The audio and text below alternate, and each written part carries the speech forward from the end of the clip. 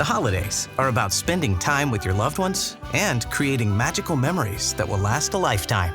So whether it's family and friends you haven't seen in a while, or those who you see all the time, share holiday magic this season with an ice-cold Coca-Cola. Copyright 2024, The Coca-Cola Company.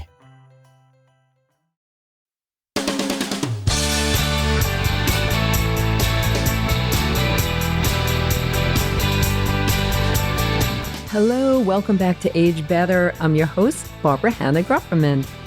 And oh boy, it's kind of hard to believe, but I just celebrated my 68th birthday.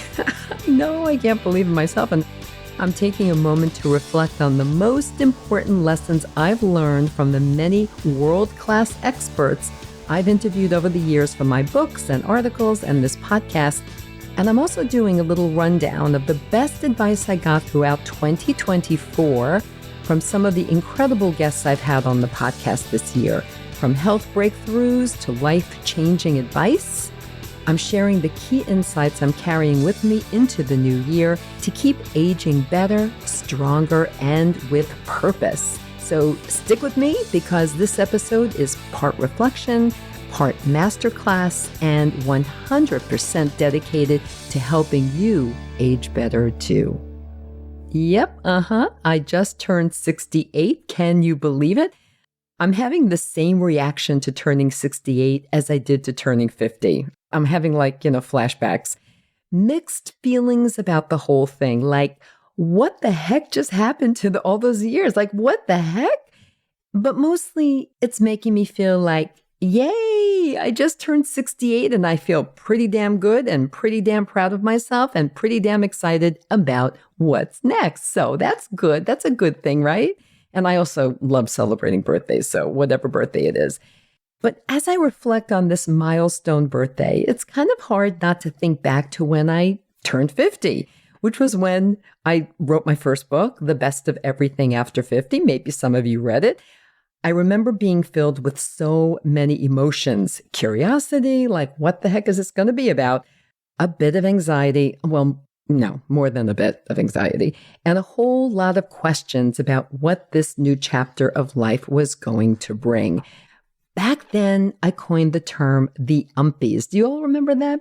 To describe this phase, that feeling of gaining a few postmenopausal pounds and feeling a little lumpy, maybe frumpy, and, with what you were wearing or whatever, and grumpy about the whole thing as we were navigating midlife changes. And there are a lot of changes, as we know.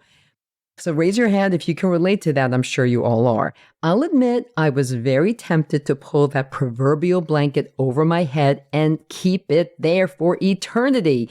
But instead, I made a decision that changed everything.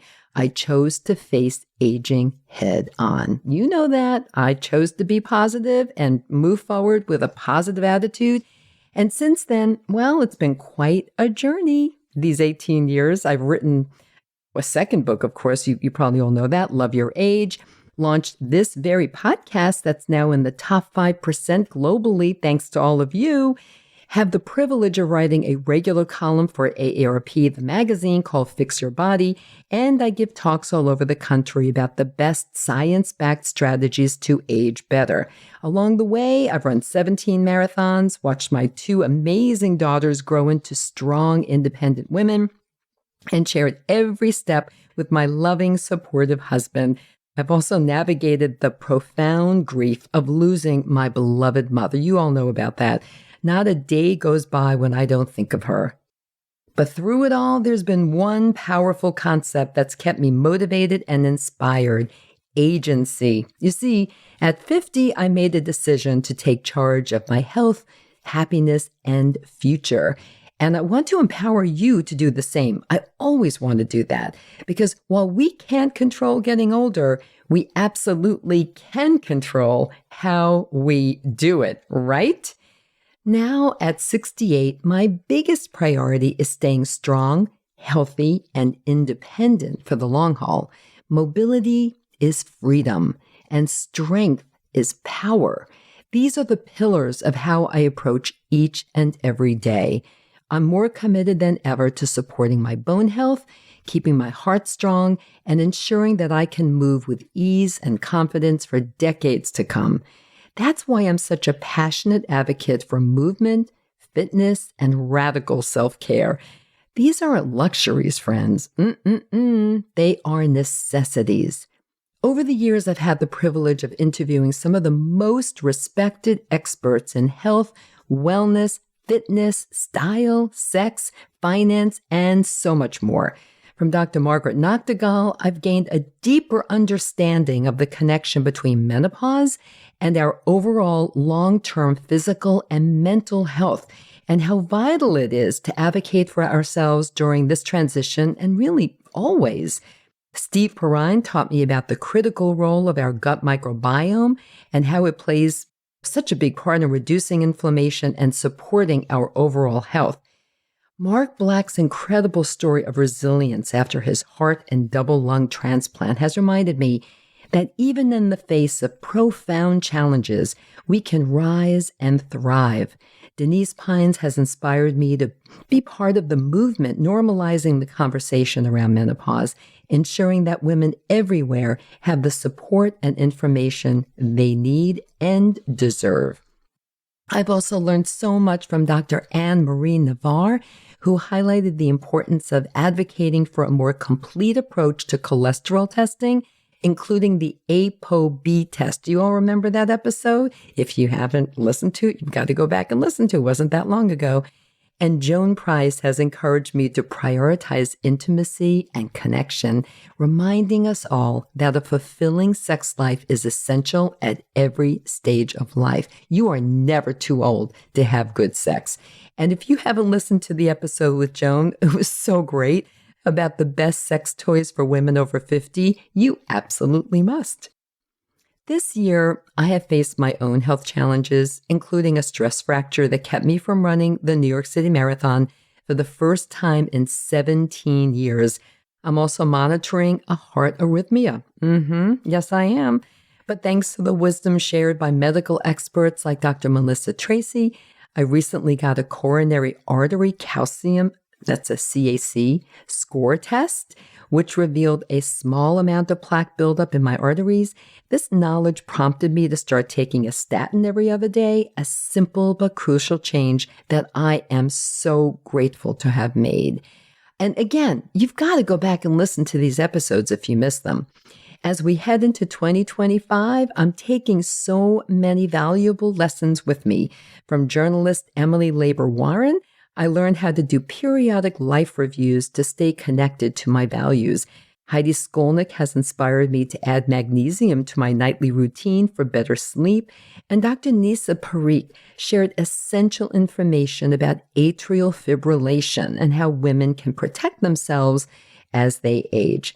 Conversations with thought leaders like Chip Conley, Michael Clinton, Patricia Greenberg, and many others have reinforced my belief that getting older is not a death sentence, but it's an opportunity to rewrite our stories, set bold new goals, and create lives filled with purpose, joy, and growth.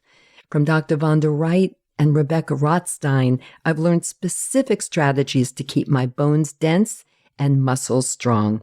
Each insight shared on this podcast has not only informed how I live, but has also reinforced my belief that getting older isn't something to fear. No, gosh, no. It's something to embrace with open arms. In fact, I believe that the episodes we've recorded over the past 3 years amount to a true masterclass in aging well. If you've missed any, I highly encourage you to go back and listen or watch on my YouTube channel. Every episode is packed with practical advice, inspiring stories, and actionable insights that you can apply to your own life so that you can age better. I've learned that the best investment we can make in our future is the investment we make in our health right now. That's why I'm so passionate about sharing this wisdom with you in every possible way I can. We can't stop time, everyone. We know that. But we can absolutely take charge of how we experience it. I've also come to understand that we need to continually, always reassess and tweak our approach throughout our lives for all parts of our life. I'm a perfect example, I think. A few months ago, I was planning to run in the Chicago Marathon this past fall, just a little while ago. But in June, while on a training run, I suffered a debilitating stress fracture. I'll admit, I was in a pretty bad mood for a few weeks as I hobbled around on crutches. But then I decided to take my own pretty good advice, reflect, reassess, tweak, and then find a way to keep thriving, even if it wasn't going to be running. Under doctor's orders, I haven't been able to run or do anything high impact yet. So instead, I focused on resistance training, which has been crucial for both my physical and mental healing, because I was really very unhappy. When I'm ready to run again, hopefully in January, I'll reassess once more and decide if marathons, well, if they're still a part of my path. There's a lot to be grateful for, like the fact that I started running at all at age 50 and inspired both my daughters to become runners too. And a lot of you too. I mean, I've heard from some of you that you started running and you never ever thought that you would. So that makes me really happy. And while my own specific fitness goals may change, I know I'll always have a goal to work toward, and that's the key. So as we step into this new year, I encourage you to think about how you can invest in your own health and happiness right now. What one small step can you take today to age better, to live with more strength, purpose, and joy? To help you start 2025 on the right path, we have some incredible episodes lined up for you. First, we'll be diving into a masterclass on building and protecting your wealth in midlife, because financial health is a key pillar of aging well, for sure. Then we'll be bringing back sex expert Joan Price, yay, for a 2-part series that will empower you to prioritize intimacy and pleasure, no matter what your age. These are episodes you don't want to miss, so stay tuned for those. Listen, I truly believe that midlife and beyond are the perfect times to dream big and set big goals that will bring you joy and purpose. You are not done yet, my friends, not even close. This next chapter is yours to write, and I'm here to support you every step of the way. In fact, I would love to hear from you. What topics do you want to learn more about in future episodes? What questions do you have? Email me at agebetterpodcast@gmail.com or reach out on social media. Your suggestions will make this show even better. I'm so grateful for this community. I've known a lot of you for 18 years. Right after my first book came out, and I had the great privilege of launching it on the Today Show. I'm so grateful for all of you. In 2025, there will be even more episodes devoted to your questions, and we're planning some exciting live events too, so stay tuned for that.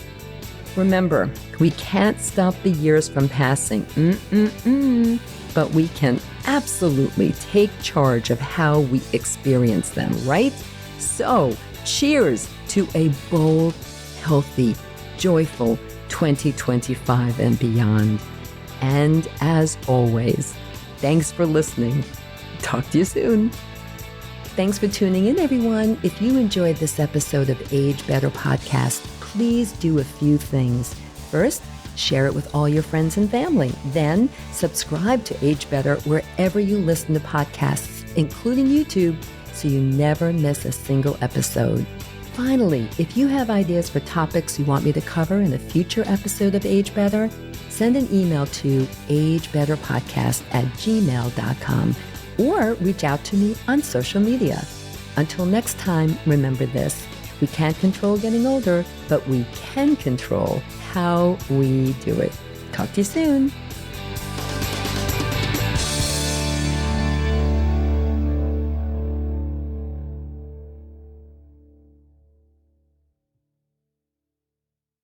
Age Better Podcast is a proud member of the Sound Advice Network.